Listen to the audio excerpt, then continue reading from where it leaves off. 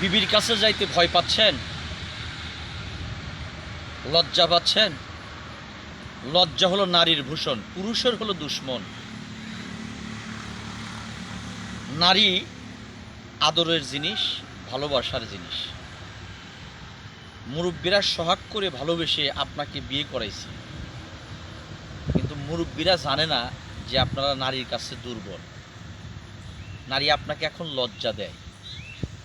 নিশিরাত্রে নারী খাটের কোনায় বসে অঝোর নয়নে দু চোখ ঝরে ঝরে কান্না করে। আপনার সেক্স নাই, দুর্বল হয়ে গেছেন, সহবাসের টাইম কম, পুরুষ লিঙ্গটা আপনার দুর্বল হয়ে গেছে, শক্তি নাই।